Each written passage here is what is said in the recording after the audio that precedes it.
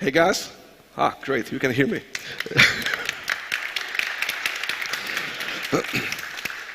So, thank you very much for coming. It's great to see so many of you, and thank to all of my friends and colleagues. I see you came to take a look on what weirdo will be actually saying here. So, let's first talk about the weirdo, okay? So, a little bit about me before I will actually go, and I can actually here explain what I learned from where. So, I started really young. I think I was 15 or 16. When my friend came to me and asked me, hey, do you want to make video games? And to be fair, my reaction was like, so no dreaming of game development and stuff like that, nothing like that. I was basically thrown into that as a writer and a designer. So I started as the creative person, the cool part. I was working on a couple of small indie games. First was terrible. The second one was even worse. Like, do not get me wrong, it was really hideous. The third one then was quite okay, and from some miraculous reasons, we actually managed to get a publisher, and that was our first game, Alternativa. When we were finishing it, I actually I got an offer to join 2K Czech, or back in the days, Illusion Softworks. I'm not sure if you know Mafia or Mafia 2 in Czech Republic, quite big deal. And when the guys called me like, hey, do you want to join Mafia 2? I was like, well, the biggest project in history of Czech Republic, yes.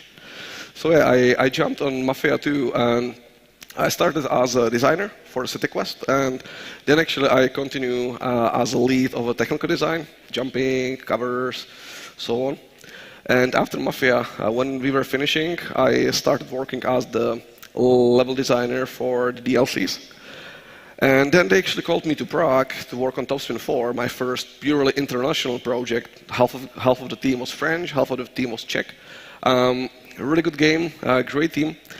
Then when Top Spin was finished, we actually started working on Mafia 3, coming in a couple of days. Please buy it.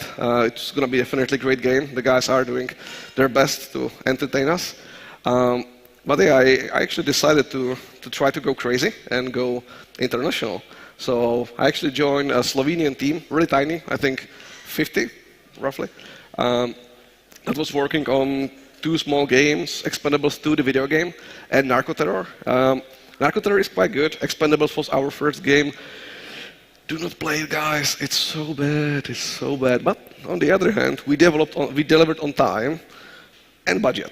So, okay, we got there. And yeah, then I got a call from Remedy in Finland if I would like to go to Freeze in Helsinki. Great experience, AAA stuff, cooperation with Microsoft. Hello, Neil. So yeah, after we finished Quantum Break, we kicked off a couple of new projects. But actually, I got a call from Neil with like, hey, so I know that you are playing World of Tanks and you quite like it, right? Well, 11,000 battles. Yeah, I actually do like it. Great. How about to actually join the team? First, I thought he's kidding. I really didn't believe it, but yeah, that was great. So I actually joined as the development director, and I'm now helping to the guys with the production and with setting up the goals. So let's stop blubbering about me, and let's go why actually you came here.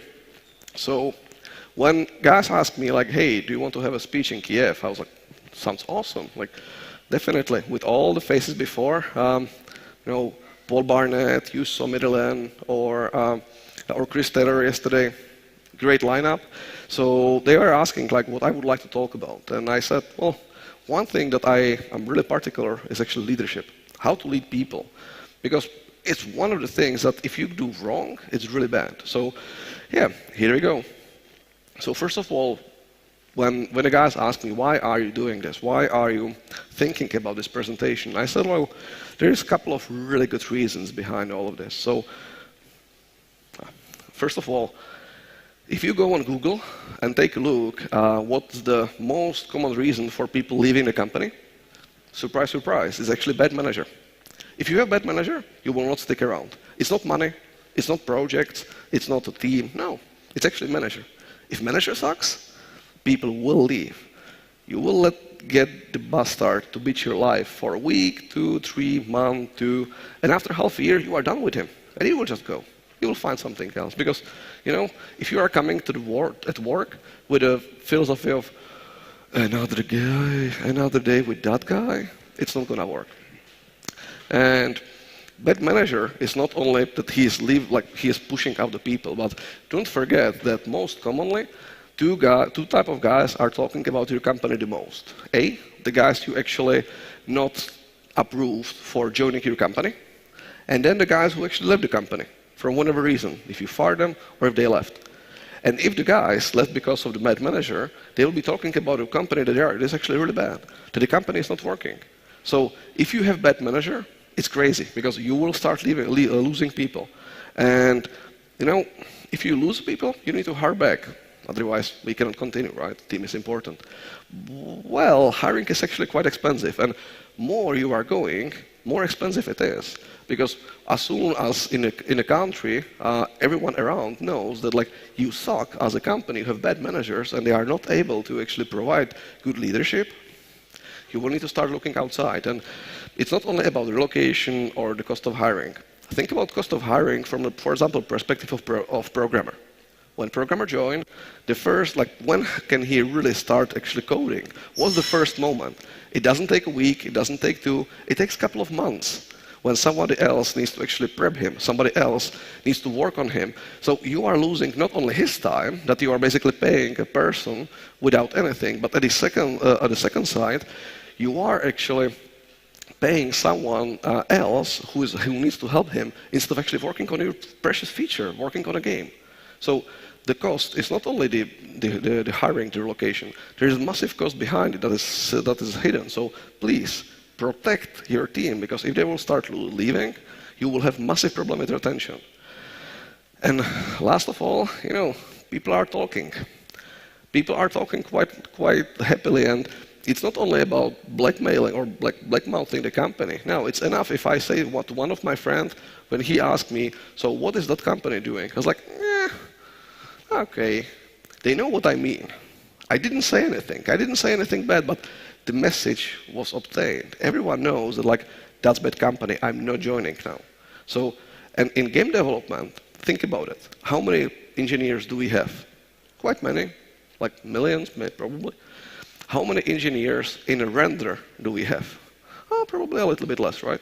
And how many engineers do we have rendering that are actually in game development and are willing to move to your country, whatever country it is? And you are going to the group of 5, 6 guys that you will actually find that will actually ask you to join. And these guys, they talk a lot. This is a really small company. We are, as a game developers, we are a really small portion of people that have really good connections. LinkedIn, Talks, GDC, 4C in Kiev. We will talk here on the hallway, so protect it. So now when we know what's the problem, so I would like to first explain you what's my definition of lead, because I believe that everybody has a little bit different opinion, and this is just mine. I'm not saying I'm right. This is just my perspective, but there are things that I think that lead should really do, and there are things that he should really stay away from. So first of all, the most common thing for hiring a lead is to bring him from the team, and that's excellent. Great idea. But usually what happens is that this lead is actually hired as the best expert, the best guy in the team. And that's the mistake. It's not like it's important that the guys understand it, that he's good in what he's doing, but at the same time, his main role should be a manager. He must be a good manager first. If I would actually say percentage, for me, lead is 60% manager, 40% the expert. And if he sucks as a manager, he sucks as a lead. You cannot fix that. You can't. He needs to manage his people first. He needs to understand, but if he's bad manager, not gonna work. And his main goal is not micromanage or something, no. It's about motivation of the team. When actually Paul Barnett was talking, I don't see him around, he said actually one thing that immediately stretched my eyes. When he said, motivated teams are doing the best thing. If you can have whatever engine, whatever plan, whatever awesome idea, if the team doesn't believe it, if the team is not motivated, you will not deliver, no matter what you do, no matter how many cuts you will do. Just that it's not going to be there. The motto of wargaming is happy players, and I'm always telling to the guys that for me, happy players is a great motto, but Do you know who is making happy players? Happy developers. Make developers happy, and they will do good games. Make them struggle, make them unhappy, they will not do good games. And games are about entertainment. And motivation is not about money. Do not look into motivation as money, no. Manager has many tools how to motivate people, and money are the worst. Actually, it's the last tool that you should use, because money is really short-term solution, and you will raise the salary for one guy, the other guys will actually ask for a raise, so you raise them again, and then you have to raise again the first one. What are you going to do? Raise until eternity? You can't. Motivate a guy through interesting job, changing, motivate them through how awesome stuff they are doing, because we want to have fun, right? That's why we are game developers. So keep the fun. And for me, especially like higher you are going, one of the most common thing that I've seen from my team is that my job is actually resolving Sophia's choices. Sophia's Choice, I'm not sure if you read the book, Sophia's Choice. It's about a lady who is actually in Second World War, and she's supposed to be actually killed with her 2 kids, but then she will get a chance to save herself and one of the kids, only one.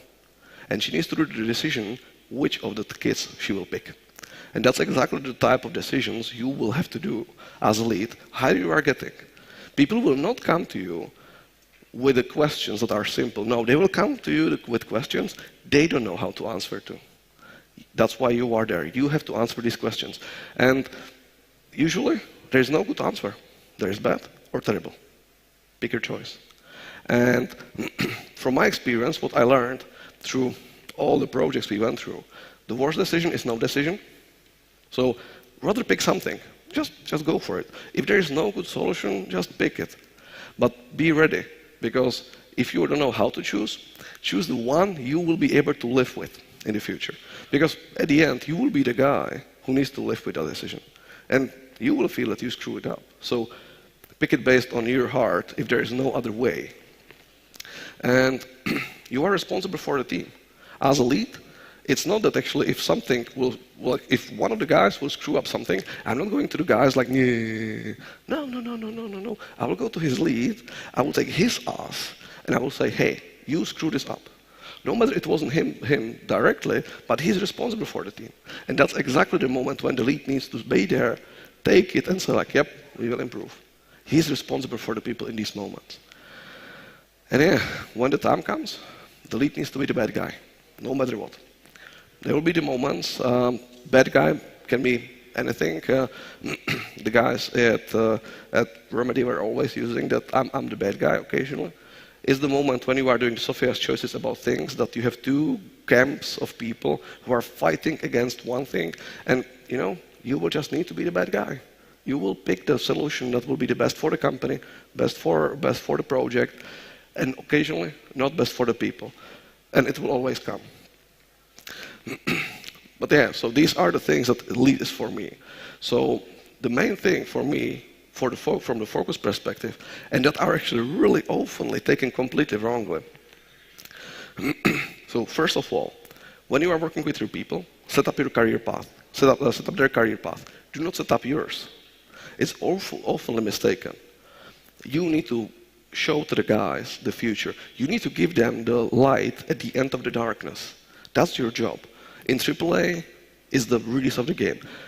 In a game like World of Tanks, it's the next patch, the next cool feature, but you have to come up with a light at the end of the darkness. Because if we are developing for 3, 4, 5 years, Mafia 2 was developed for 9 years. And some of the guys were there for 9 years. But they had always the light of the end of the darkness. And that was the one that they were going for. And when you are creating this and showing to the guys where they can actually go, how they can grow, you will immediately get the motivation factor. You will immediately get them in. Then to make this possible, you actually need to know the people. And not from the professional perspective, that's the one thing. Of course, like you need to know how they are as a professionals, but you need to know them personally. Like always do one-on-ones, and on the one-on-ones, let people talk. Ask them how they feel. Ask them how is it at home. Try to find out what the people are actually. Try to find out who are these people and what is the motive behind it. I had a really good guy who started doing really bad things at work. He didn't work out, and I actually knew he is excellent. He was one of the best. Afterwards, I actually found out that he's getting through divorce. Well, it was understandable that he's actually not so good. So we decided on a break, we decided that we will help him out from that perspective, and everything was fine. But if I wouldn't know the guy, well, I would think that he's just bad. And he wasn't. And for one of the best tools for motivation is actually giving ownership to your team. Empower them, let them do decisions, give them the work, and let them do the work. Because if you don't do that, if you will take all the decisions, the guys will be monkeys, they will be robots. Robots are not working well. No, please don't. I saw a lot of teams of robots, and they are not making the games we want to be. They are not making the games they are proud of. And if they are not proud of the game, how they should supposed to do a good game? They can't. This is not manufacturing. We are here for having fun. So do not micromanage. And one thing that actually I'm personally always setting up a goal for myself is do yourself completely unnecessary. My big goal is that on Monday, I will come at work and the guys will tell me, you know what, Miloš, we got it. We got it. Like, go home, Hawaii, go on holiday. We actually got it, we covered it. Awesome. That's not a bad thing. That means that your team is amazing, you did a good job. If you have a lot of work, you suck. So right now, I suck. I have a lot of work. I don't have time for people, I don't have time for development, I do not have time for looking into the future, and that's bad. And when you are giving some goals, some tasks, do not go and give the task. No, let the people to find them. Give people vision of what you are trying to achieve and let them find the task. Let them help to find the tasks, because then they will be really invested in them. Then they would like to actually do it. Let them do that. Let them do the work. But one of the most important things for me always, and Paul was actually talking about it as well, and the guys, Jay and the guys, it was one of their topics as well, is actually communication. If you don't communicate, it will actually break everything. Communication is really crucial, because if you don't communicate, you will get blinded. You will not know what's happening. You will not know what's happening with your own team, with your own game, with your own product. Communicate. Work with the guys. Find out what's going on. Because through that, you might not find out issues, or you might find out awesome ideas. Exactly the ideas that are making games like GTA so great, or like World of Tanks. These ideas are coming through communication, through finding out what the people want.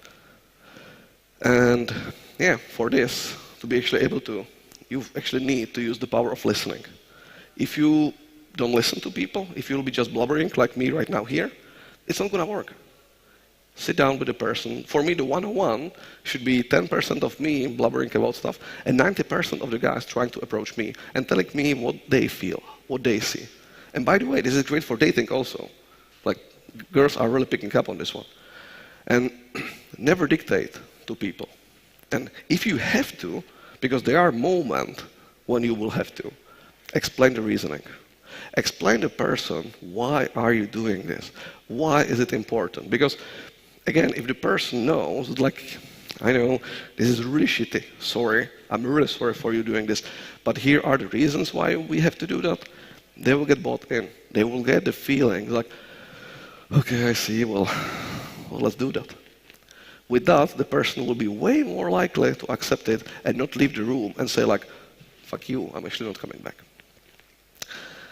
And the last, but one of the most important for me on the communication, beware of the moment when your best people, the people who are talking the most, the people who are blubbering the most on the meetings, become silent.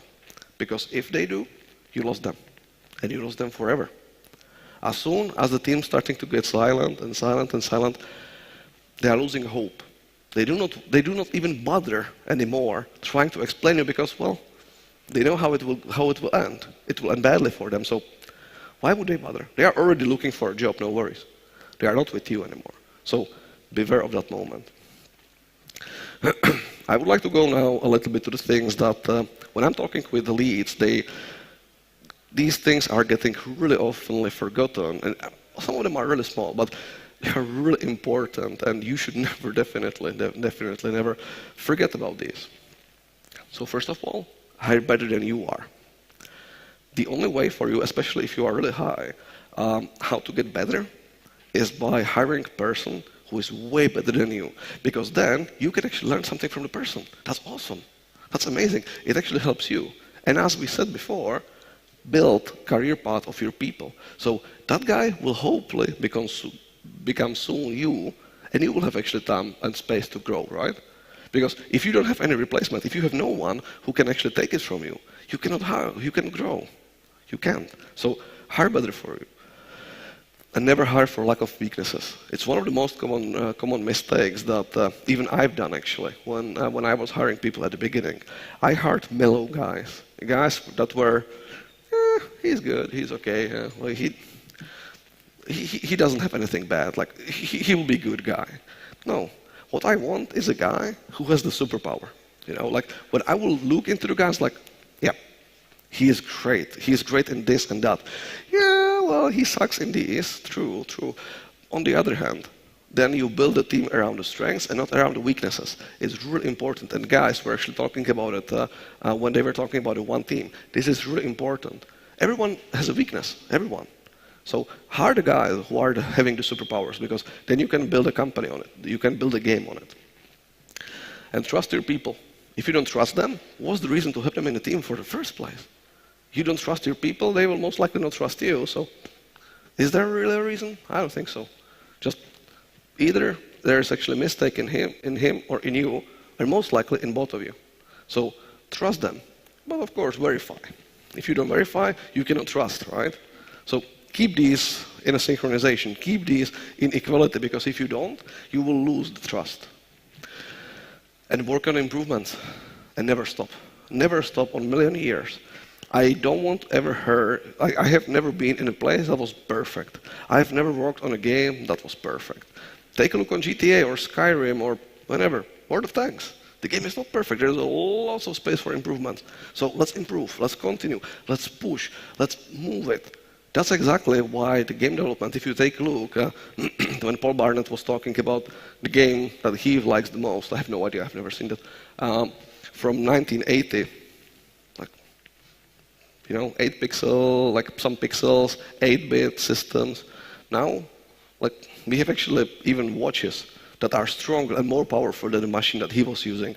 And the game actually cost $80 back in the day, so 500 right now. And now, the games, some of the games are even for free. So work on improvements, never stop. Even though you do all of these things that I'm blubbering here and that I'm saying that are important, things will always get ugly. One or the other, you will get to the moment. And then there are a couple of rules I found that are handy and I would like to talk about. So first of all, one guy can poison it all. What I mean by that, DJ, chief of Chicago office at Wargaming, he had a really interesting speech when he said, if you see that one guy is actually screwing everything over and he's poisoning the team and he's actually spreading the bad mood, he's actually setting the team for failure, fire him. Let him go. Because you will help yourself and you will help actually to the person also. This moment needs to happen. And if you let spread it, you will destroy the team. You will destroy all the stuff you've built on, no matter what. So keep your eyes open. And when the things will get ugly, when you have the feel that like, it's coming, it's really here, do not walk away from the table, because it will get just worse. In Czech Republic, we are saying that, if you scratch your hand and there is the thing covering your wound, I have no idea now, I cannot remember the word, just take it as fast as you can. It's going to be better for him and for you also. Make sure there is a future for him, though. Resolve it firmly, be strong, because you need to actually help him. You there are the strong person who is helping him for the future. You need to show him the future. You need to help him to get from the moment that's getting really shitty right now into the moment that will be great. And that's your position. That's the position of a lead behind the table. You need to be the strong guy and keep the emotion for yourself. Of course, you will have the emotion. If you don't have them, if you don't have emotions and you are just letting people go, you should be going first. Because in that case, you are definitely wrong position. You need to have emotions. You need to feel bad about that. But if you will be strong, if you will not have emotions next in the table, you will actually be helping to the other guy. You will protect him. You will help him to get on the other side. So, yeah, please. And I have just last couple of things to say.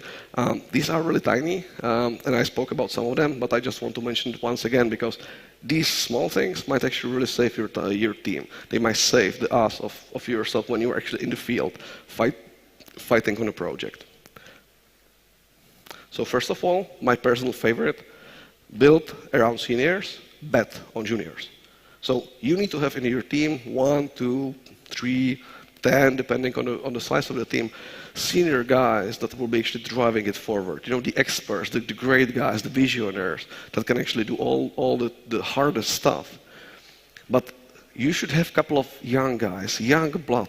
The guys who are, they are coming completely crazy into the project. They would sell their mom for getting into game development. Look for these. Look for the talent. Not all of them will be great. Don't get me wrong. They are not all. If you will get 50-50, you are winning. But these guys tend to be the best. They tend to be the strongest. And that's the great thing on it. Because then when they will be actually spreading the great attitude of, my God, I'm in game development, to the seniors who are already like, 10 years, it's going to be long, come on. The juniors will help you. The juniors will actually get the spark into the seniors, and they will actually really help your team. Drive a war against micromanagement. Micromanagement is evil, and it will kill your project, it will kill you, it will kill the team, it will kill the company. Just drive a war. Keep empowering the team. Keep giving them the chance to work on cool stuff, the stuff they want, and the way how they want it. Help them to create it. Help them, guide them towards the good. But let them do the stuff. Let them be the drivers. Because if you will be the driver, you will get tired. It's not going to work, and the guys will actually leave because they are just monkeys. And keep the team around the strengths. If you build the team around the mediocres, the mediocrity, do you really think that mediocre guys create a game like World of Tanks or Skyrim? No. The guys are edgy. The creative directors I'm used to work with are a little bit crazy. Most of them. And we were talking about this yesterday with Paul Barnett when we were joking, like, do you know any sane creative director? And Paul was like, no, not really. Exactly. They are crazy, but at the same time, the strength, the soul, the thing, the flavor they are giving to the game is the reason why we can actually play such masterpieces. And please, when you feel that everything is shitty, you are shit, your team is shit, the company, you are not in it alone. Believe me, there is hundreds and hundreds of managers who at the exactly same point feel exactly same shitty. And who needs actually the same person as you are to tell them, hey, no worries, like, this is actually happening every day to me as well. Like, let's try to find a way out of it. But yes, they feel shitty. So communicate with them. Find out the guy who can actually help you and talk with him. And maybe you will actually find a way from it. Before I will actually really end, I would like to show you a couple of books that I was coming with all of these crazy ideas from. So it's not from me. I actually was stealing quite a bit. Hey, I made a mistake in my presentation. So first of all, Hard Things Around Hard Things. It's actually a book more about CEO and for CEOs, but excellent for management. The guy who was writing the book was CEO of multiple companies. He, I think, bankrupt one, and another one almost bankrupt. And then he actually sold a couple for such a big money that right now he's actually VC.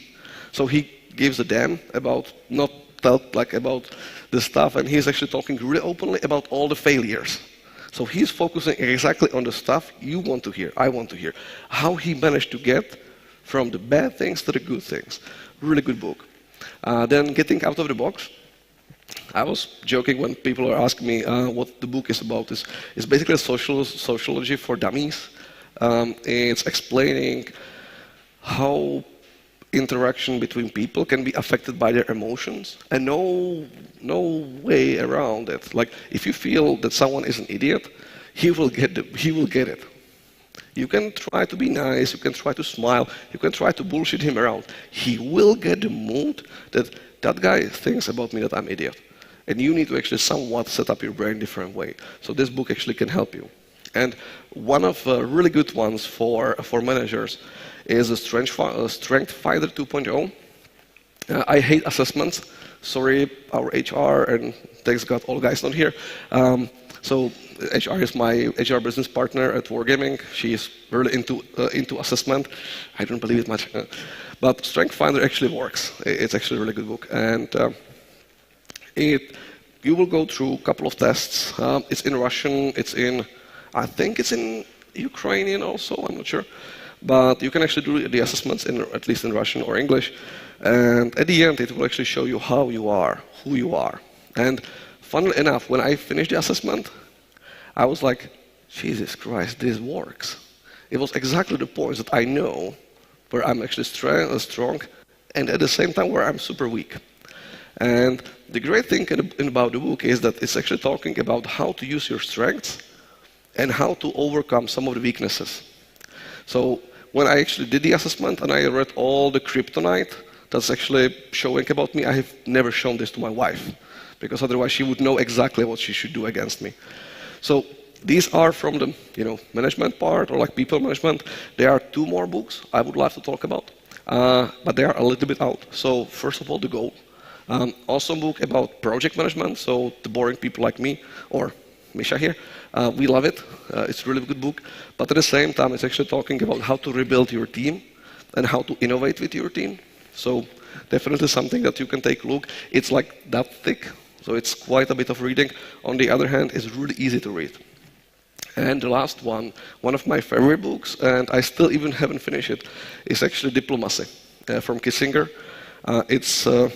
I was joking that it's actually how to work with assholes. It's a really good book for a relationship with publishers, how to communicate, how diplomacy works, and historical background. Extremely good book, extremely difficult to read. It's in Russian and it's in English. It was probably the hardest book I have ever read, but definitely worth especially if you will be working with publisher and you would like to find out why is he so evil. Because then you will find out that A, he's not so evil, he's actually quite nice, but you just don't understand each other and you are talking completely different language and you need to learn the language, and this book actually can help you. Okay, well, now I can go to this slide. So thank you very much, you made it. I don't see any tomatoes on my face, so hopefully it actually went quite well. And yeah, if you have any questions. So anybody, questions? Hi, thank you very much for your speech. And I have a question specified on the assessment that you mentioned. Could you please describe how do you assess the skills, technical skills of your developer team? So if you really do this, could you specify? So for technical skills, and not only technical, but like expertise skills, it really depends. Like me, for example, I can assess somewhat design because I was designing before. For stuff from technical or from art, I'm usually going for really strong guys from my own team, and I'm letting them actually vote. I'm letting them to talk with the people and try to find out. Even if they are looking for their boss, they will actually help me. So I'm going for, let's say that you are looking for programmer, like lead programmer. I will go to the guys and I will ask, could you actually assess the person for me? So you rely completely your opinion on someone else's opinion? Yep.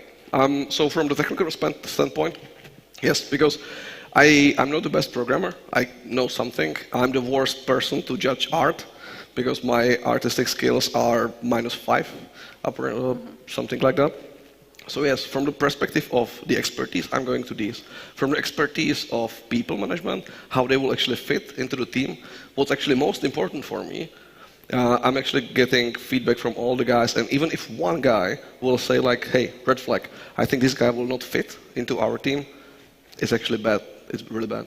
Okay, so my next question, if I can, so what about any kind of performance management system? Do you use anything now? Yes, so for sure. First of all, as I was saying, one-on-ones, it's vital. doing actually one-on-ones with people. No, this is only this is only the feedback Yes. one-on-one. But the performance management system starting by setting goals to cascade the goals through your team. Yep. So Something very formalized and standardized. So I will actually split it into two ways. So how I manage the people and then how I'm creating the goals. So the goals, how I'm used to do it, is that I will take the strategy of the company or the project. I will break it into the high-level departments. So tech, art, design, QA, and project management. Sorry, Michelle. And from there, I will actually take it, and the leads will break it down then for them, for their people. And then they will actually create not KPIs, I don't like the word much, but they will create the goals of the people will be doing based on the high-level strategy of the or high-level strategy of the project. So you don't have KPIs for developers? No, well, these are the KPIs for them. They will be saying like, well, we need to create, I don't know, you are responsible for these 2 levels, and until the next time you need to actually create 2 levels, or focusing on, hey, you need to improve on these. But am I going scientific? No, I'm actually not going scientific. I'm more going through goals, because as I said, the guys probably know way better how to do their work than I do. So I'm trying to give them goals what they should be reached, where they should go. Okay. Thank you. I see. Thank you. An additional question from that side as well. Yeah, many thanks for great speech. So, Thank you. Imagine you approach a team that is already broken. They lost all hope, but you still need to make this project going. Changing the team is not an option. First 3 things you will do. Funny.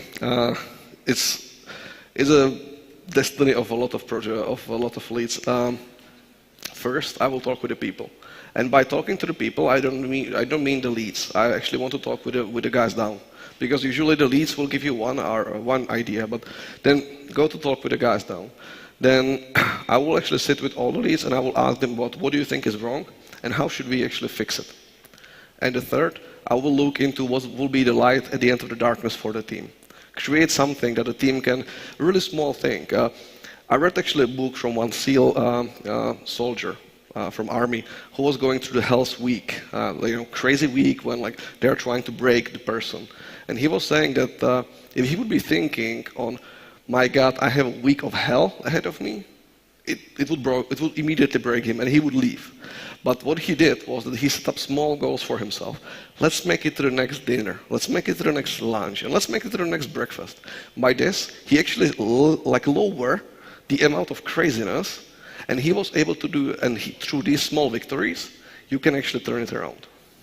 Thanks. Awesome answer. Thanks. More questions? Thank you. That's going to be the tricky one, though. Hey, you mentioned in your presentation that it always gets ugly. Describe in your career a moment where it got ugly and what you did. Do you mean the ugliest moment ever? Sure, why not? So the ugliest moment, I cannot actually say the name of the company, but it wasn't wargaming. I can say this one. But at one moment, in the company was a policy that once a year you have to fire 20% of your staff, no matter what, and then you will actually hire them back. I know that in States, some companies are doing that. This was an American company. I can give a hint through that, and we had to do the same. And the thing was that I actually had a team that was working really well. I had no weaklings there. I didn't have a guy that I could point out my finger and say, "You suck." No, they were actually good. So I had to actually go through the Sophia's choice of, I had a team of, I think, 8 guys, and I had to pick one that will go out, even though there was no reasoning. And so that was the first hell. So I didn't sleep for a couple of nights before, and then I got completely wasted after. But in the day when we actually done that, there was one more fuck up. Our IT guys screw up the timing, and they logged and take away his account a little bit before the meeting when we're supposed to say that. And the guy actually tried to log in, he couldn't. And he came to me, he's like, "Miloš, what's up? Like, my account's not working. Like, did you fire me or what?" And the thing was, I couldn't say anything because I had to wait for the meeting to come. And at the same time, he was staring at my eyes. It's like, And I could see that in his head, it was getting there that like, so the joke I just used might be actually true. And then the HR knocked on his back. I will never forget the face. That was the worst moment.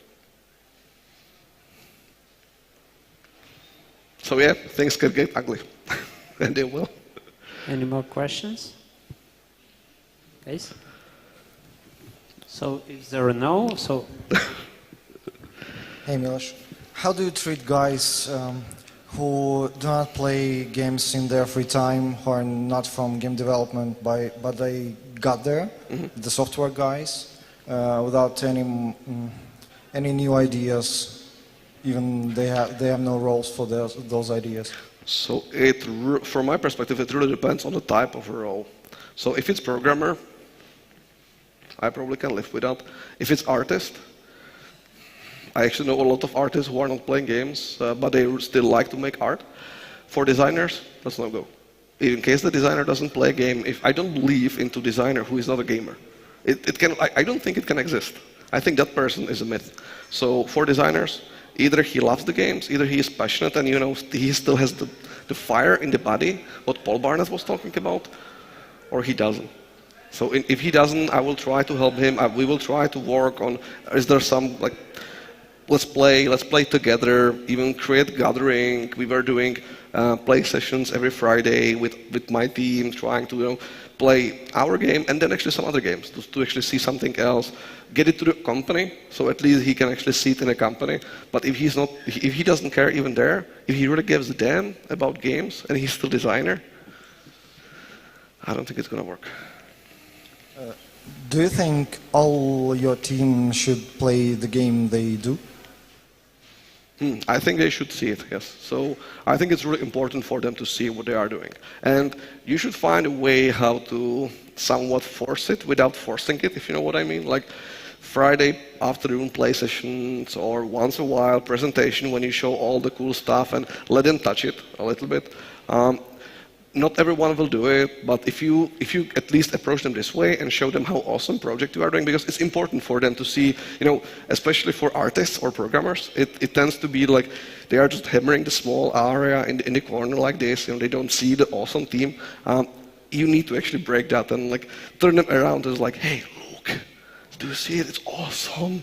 And then they're like, hey, it's actually cool. So you have to empower it. So usually what I'm doing is Friday play sessions, forcing people to play through this, or just showing at least presentations when not me presenting, because I'm the boring guy, but when the guys who are actually doing the work come to the stage and show their stuff, because then it has a completely different vibe.